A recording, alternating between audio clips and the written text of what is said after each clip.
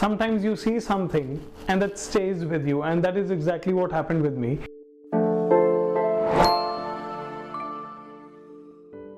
Now, every parent, you as a parent, and just about every other parent wants their kids to be really successful, and they say that in 21st century, the time that we are in, you can't live by the old ways of training your kids for the times to come. So today I'm going to talk about 5 skills. This might look like 10, let me put this away. So I'm going to talk about 5 skills that will also pay the bills and will help your kids to move forward and be really successful in the 21st century. Now, number 1, it's an important one, and I would want to talk to you before I give you the skill.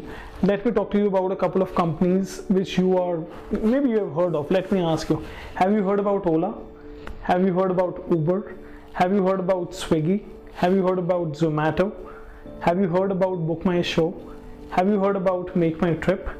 If these names, they sound familiar, just think about it, that each of these brands, each of these companies, they actually solved a certain problem. You might have a nearby place that you would want to order your favorite dal makhani from, and now it is available. Initially you would have to actually go and get it, and sometimes you just wanted to avoid going there and getting it, but now it's available at a click. So what they did was they solved a problem.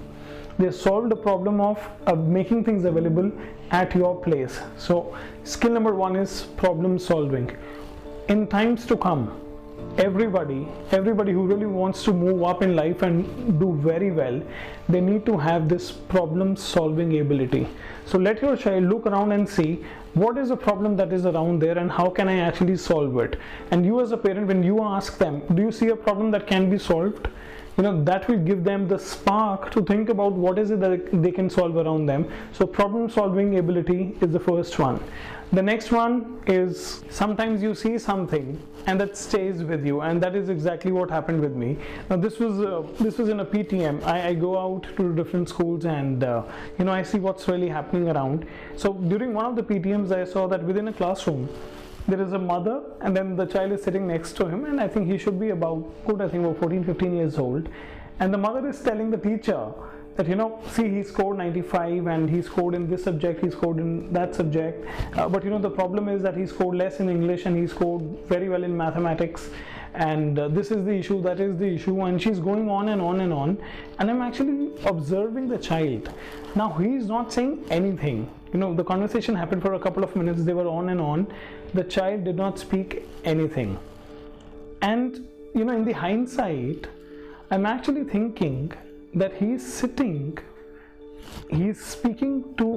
right next to his mother. The mother is talking to the class teacher, and the child is not really interacting.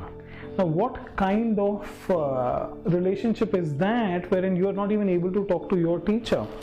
The point that I want you to drive home is that in today's society, the asset that you have and the asset that you must build, you should be able to socialize, right? Now you have marks, but if you do not have skills in terms of being social, if you do not have social skills today, it does not really work. Now one of the things that the child must work upon is his ability to develop and hone his social skills. Now what really happens is that, see, we live in a world around people. We really cannot exist without people, so we have to deal with them day in and day out. So it's important that a child learns some social skills. Now it can be as simple as being able to talk to a stranger. Now I'm not saying that they should talk to any stranger, but what happens is when they go to a function, they would only want to talk to their brothers and sisters and their cousins and their friends.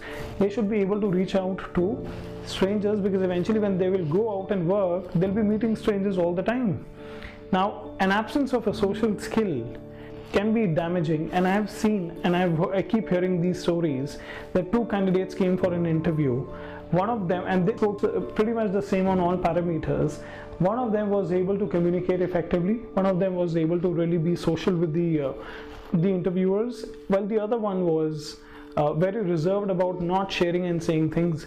And guess who got selected? The one who was able to connect, because he had the social skills.